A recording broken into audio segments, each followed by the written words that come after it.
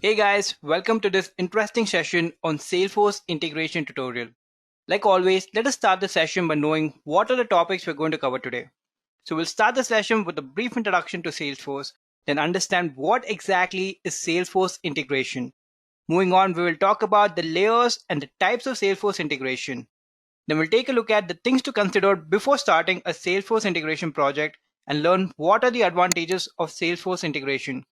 Finally, we will conclude the session with a hands-on where we will integrate Salesforce with external applications. Now moving on to our first topic, what is Salesforce?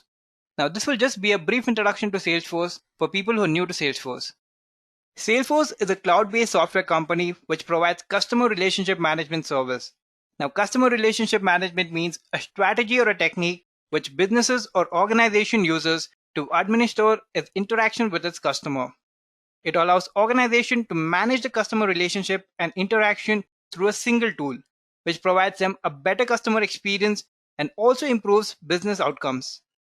So initially, Salesforce started as a software as a service CRM company, but now it provides various software solutions and a platform for users and developers to develop and distribute custom softwares. It offers variety of products for companies such as the Salesforce Sales Cloud, the Marketing Cloud, the Service Cloud, Community Cloud, Analytic Cloud, App Cloud, and a few other more services. Now, each of the services has its own functionalities and can be used by different teams in a company. Like the sales team can use the Sales Cloud, the support team can use the Service Cloud, and so on. Now, this was just a brief introduction about Salesforce and the services it offers. Now, let us move on to a main topic for today and understand what exactly is Salesforce integration. Salesforce integration is connecting Salesforce.com with other third-party external systems and applications like Facebook, LinkedIn, Gmail, Outlook, and other external websites. It allows you to establish and manage communication between Salesforce CRM and other systems with the help of APIs which are used to interpret the messages that these systems exchange. So explaining this in simple words, Salesforce integration is just connecting your Salesforce to any other tools you need to run your business. Now what this helps with is, it sets up an appropriate Salesforce integration which enables adequate access to the third-party application. So you can use the features or functionalities of those applications with Salesforce. It can be helpful in analysis of data and also support the managers and directors who are basically the decision makers to make the right and powerful decision at each stages of decision making. So integrating Salesforce with other tools can be very helpful in enhancing productivity and also bring significant improvement, which all leads to the success of running your business. So I guess you have some fair idea about what exactly is Salesforce integration. Now let us understand what are the layers of Salesforce integration. The first layer is the user interface layer. Now user interface integration means I can integrate the third-party applications like Facebook, LinkedIn, Gmail, Outlook with Salesforce. The user interface layer mainly focuses on user interactions with the system. In this layer, you identify the components to integrate third-party web application into Salesforce. What this means is you can combine the user interface from multiple systems such as displaying Salesforce user interface in any third-party application. Just to give an example, look at the diagram here. You can see Salesforce is integrated with Outlook over here. So you can view the Salesforce user interface in Outlook. The next layer is the business logic layer. The business logic layer lets you interact with the data and build which were on the user interface layer. Business logic integration helps extend the business logic which is present in Force.com with the outside platform. Now outside platform are nothing but your third-party application. In the case of inbound logic integration, it is handled using Apex Web Services. Now Apex Web Services allows us to write logic and expose it as web service with a third-party application. It gives us flexibility in adding custom logic before modifying the Force.com standard or custom object data. But for business logic layer, it requires knowledge of Apex programming language for writing the Apex classes that exposes its web services so it can be invoked by the client applications. So the steps involved in business logic layer integration is first creating a global class. This global class is accessible across all Apex script and not just to the source Salesforce application. This basically forms like a container for everything else. Your next step is creating an inner Apex class in that global class. This inner Apex class contains the actual request message of the web service description language or WSDL, which basically includes the variables that need to be accessed by the third-party application. The third step is connecting an Apex method that is exposed as a web service. This would include defining data mapping of the inner class variable to the Salesforce object and field. It also contains any logic that needs to be implemented and the operation to be executed, like insert, delete, something like that. The final step is generating the web service description language from the part setup, app setup, develop, Apex class, and then sharing it with the client or the third-party application. So these were the steps involved in integration in the business logic layer. This layer usually handles all the scenarios where business logic is spread across several applications to implement the complete end-to-end business process. Now moving on to a third Salesforce integration layer, which is data integration. This data layer is a connection with the user interface layer and the business process layer. It helps in maintaining the consistency in application data between multiple integrated systems that needs to be in synchronization. So one way to achieve real-time synchronization of data between systems is using SOAP APIs, among all the other options. SOAP APIs lets you create, retrieve, update, or delete records such as accounts, leads, and custom objects. With more than 20 different calls, SOAP APIs also allows you to maintain passwords, perform searches, and many more functionalities. You can also use REST APIs. Now, REST APIs provides a powerful, convenient, and a simple REST-based web service interface for interacting with Salesforce. Its advantages include ease of integration and development, and it's an excellent choice of technology for the use with mobile application and web projects. So these were the Salesforce integration layers. Now let us move on to the next topic and see what are the types of Salesforce integration. Salesforce is a very versatile and powerful tool that offers a number of ways to integrate data. So there are different solutions which the companies can choose from based on their requirements. Some of the prominent types of Salesforce integration are single platform integration, custom code integration, batch integration, real-time integration, and real-time mashups. Let us discuss about each of them in details now. So the first one is single platform integration. So single platform integration is one of the best Salesforce integration options. So basically Salesforce provides App Exchange, where users will find many native Salesforce solutions, which means the solutions are built on the platform. Through App Exchange, Salesforce.com offers a variety of pre-built integrations and applications from partner companies. The advantage of this type of integration is it might reduce the amount of time and also the financial resources needed for hand coding. They're also called as native integration as they're naturally designed to share data within the ecosystem. This is the easiest, most effective, and least expensive option because data sharing is much more streamlined and reliable. So when we compare single platform integration to outside integration, single platform integration requires only 1/3 of the work to efficiently relay data. The next type of Salesforce integration is a custom code integration. Now, custom code integration, as the name suggests, are developed for unique solution and requirements. So for this, developers must create custom connectors using Salesforce APIs and hand-coded solution to synchronize data between Salesforce.com and the third-party application. This can be done using the Force.com platform, which allows developers to build new application and then integrate Salesforce.com with the existing one using the platform's APIs. But this type of integration has a few drawbacks. The first one is they're costly to develop and they must also be maintained carefully when Salesforce or the third-party application is being updated. The third type of integration is batch integration. Now, batch integration is probably the most common Salesforce integration. This integration relies on data updates based on hourly, weekly, or monthly basis. It all depends on how quickly the data must be transferred. Batch integration is usually suitable for data that changes infrequently but is also generated in a greater quantity. It is the easiest method to implement, and it is also an excellent solution for processing flat files. The next type of Salesforce integration is real-time integration. Now, real-time integration is less challenging and generally efficient at handling errors and control queues. It is similar to batching, which means it can take place in seconds or be delayed for several minutes or even occur in any point in between. The method is normally used when data integration needs to happen very quickly. However, like other integration, data is constantly traveling back and forth between Salesforce.com and the third-party application. All this data have to travel between systems and can cause delays or even dysfunction could happen. So the next type of Salesforce integration is real-time mashups. Real-time mashups requires building a user interface in Visualforce. Now, Visualforce is a framework provided by Salesforce for creating customized user interfaces. These integrations are known for being able to access and share data efficiently from external system or the third-party applications. Like the traditional HTML-based web app, custom branding, callouts to retrieve data from external system and complex flows are all possible using real-time mashups.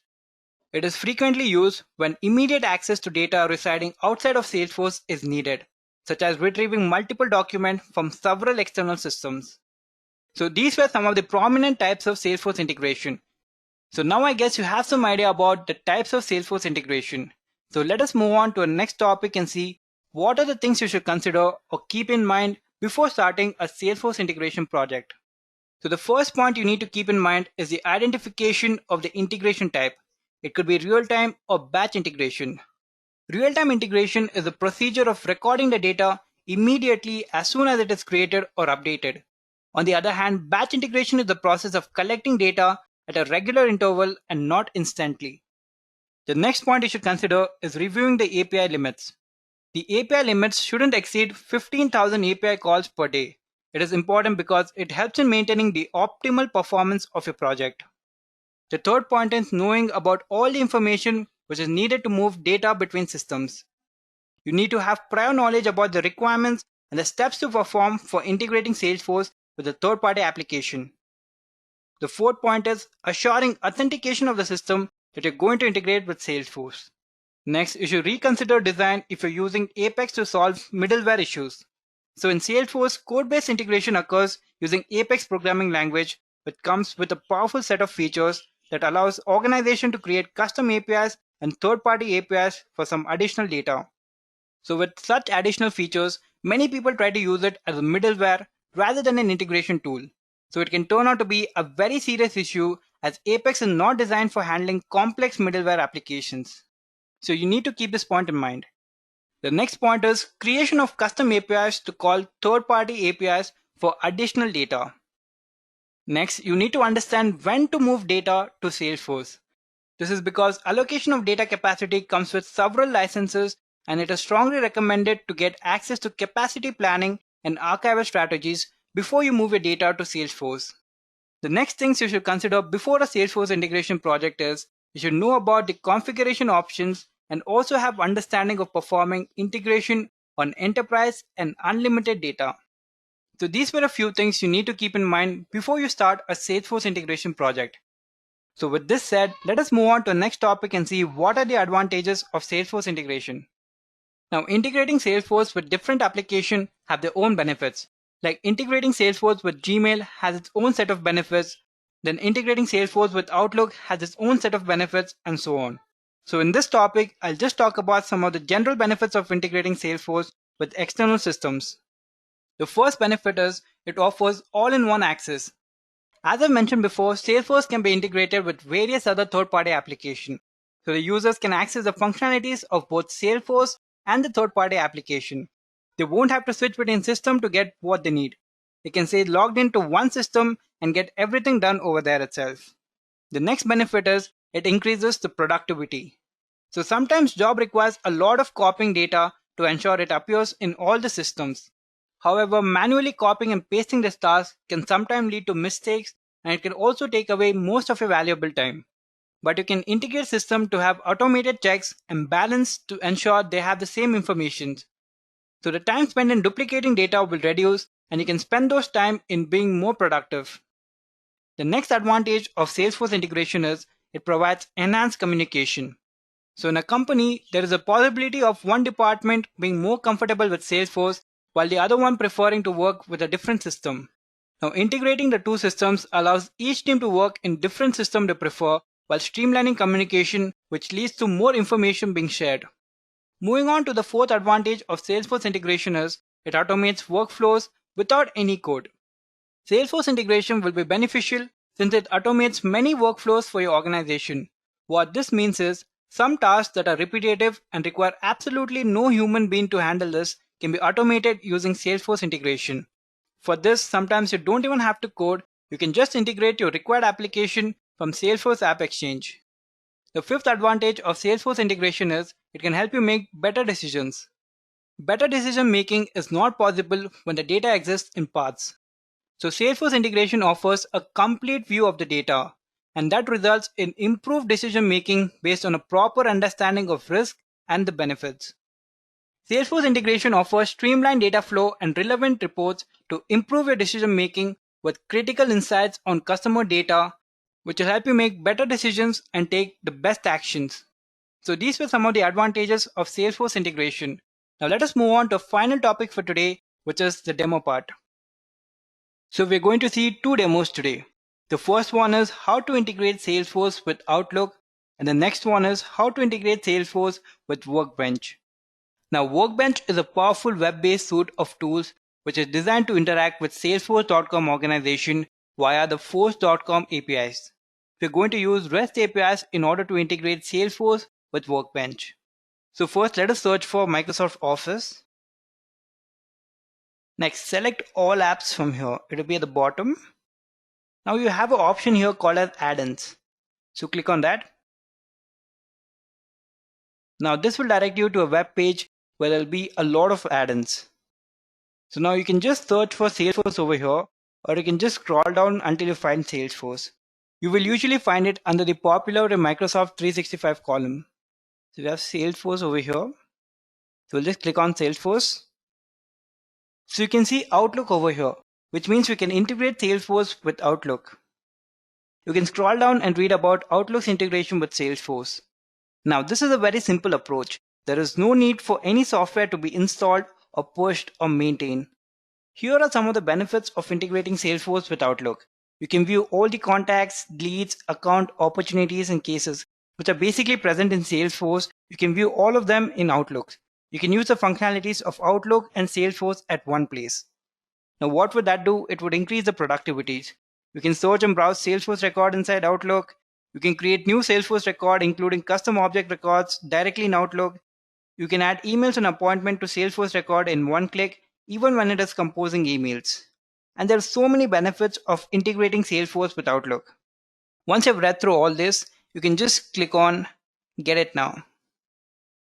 Now before this, you will get a dialog box which will ask you to enter your Microsoft username and password. Then after you've entered your username and password, you will get a form like this. Here you have to enter your name, your work email ID, your job title, the company you work for, the country or region you're present in, and your phone number. Now after you give all the details, just accept the condition and click on Continue. It will take some time for this to happen. Next, it will direct you to this web page where you'll have an add button over here. Just go ahead and click on the add button. Next, it will show you some instruction on how to get started with Salesforce. Where all can we use Salesforce with Outlook? So we'll close this. Now you can see Salesforce is added. So we'll close this. Now click on this new message. Go to Options. Here you will find Salesforce. It will either be present here or here. So we'll just click on this. Next, it will ask you to select the environment. So ask this production environment. So we'll just select that and click on Login to Salesforce. Next, we'll allow it, which will redirect us to a Salesforce login page. So we'll select the account. Now as I was logged in, it did not ask me for password, but usually it would ask you for the username and the password. Next it says connect your Salesforce account name to your Microsoft email account of Outlook. After the connection is established, you're automatically logged in into Outlook integration from now on. So click on Confirm and just wait for some time for Salesforce to be integrated with Outlook. You see, it is so simple to integrate Salesforce with Outlook. Now a sales representative can perform all the functionalities of Salesforce and Outlook at one platform. They don't have to switch between Salesforce and Outlook. They can perform all these functionalities at one place in Outlook. So now let us move on to a second demo where we'll see how to integrate Salesforce with Workbench using REST APIs. So in this demo, we'll see how Salesforce record is being displayed in Workbench. So for that, let me sign in into my Salesforce account. Click on Login. Now if you're wondering why do you have two usernames, it is because one account is in the Professional Edition and the other one is in the Developer Edition. I want you to know that you cannot create Apex classes in the professional edition. So I'm going to log in into my Salesforce developer edition. Now, if you're new to Salesforce and you haven't created your account, let me go back. Just click on try for free and then enter all your details over here and then click on start my free trial. But as I have my account, so let me just log in. So for this demo, I want to display all the account details in Workbench application. But before that, let us see what are the values present in our account. So we'll just go to accounts, select all accounts. Now you can see there are a few account details over here. Some of the fields we have is account name, account site, which is empty, the billing state and province, the phone number, the account type, and the account owner. So I guess I have somewhere around 14 demo accounts. Now I can also decide what are the fields or how many account records I want to display in Workbench. So to execute the code, let us first go to setup, search for Apex over here, select Apex classes, and create a new Apex class. So first step is we need to set REST resources and set a URL mapping. So for that, @REST resource URL mapping is equal to single quotes /. You can name this anything. So let me just name it accounts / star and then close the bracket. Next, what was the first step in the business logic layer integration? It was creating a global class, which basically acts as a container for the code. So now let us create a global class. Global class. You can name it anything you want. Let's just name the class as view account. Next, in order to extract account details from Salesforce, we need to use the HTTP GET method. So @HTTP GET. We're using HTTP GET method in order to extract the account details which is present in Salesforce. Now, after we've extracted the account details from Salesforce, I want it to be viewed in the form of a list. So for that, global static list account get account. Next, creating an instance list account LST. LST is equal to select. Now here you can select what all fields you want it to be displayed. Like there were username, there were phone number, there were the state, province, and the type. So I'm just going to select name, phone number, and the type for that account. So I'll type in name, phone, type from accounts. Next, we're going to return the list. Then click on save. So I missed the semicolon over there. So I just added it and clicked on save again. Now open a new tab and search for Workbench. The environment will be production itself, but you need to find your API version. So for that, go back to Salesforce, search for API over here. Open this in a new tab. So you have an option here to generate enterprise WSDL. So click on that. Now this will generate a file which tells you which API version you have. You can see our API version is 52.0. So we'll select 52, agree for the terms of service, and click on login with Salesforce. It'll ask you for the username and password. Here I'll select my username. Now under jump to, click on REST Explorer and click select. Now here you see you have an option of choose an HTTP method to perform on the REST API service URI. And there are 6 methods over here. The get method is used to retrieve information about record or object. The post method is used to create a new object. The put and patch method is used to update a record. Next, delete is used to delete a record. And head is used to retrieve objects or records metadata. So as we have used HTTP GET method, we'll just select GET over here. Instead of data and version 52, we will type apex rest slash what was the URL mapping accounts. So we need to copy this and paste it over here. And then click on execute.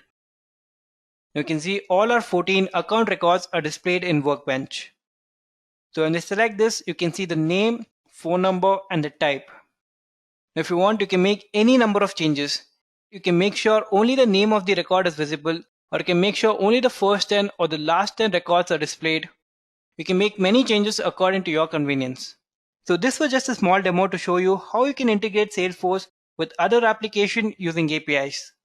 And with this, we have come to the end of this session. I hope it was helpful. Do comment your thoughts in the comment section below. Happy learning.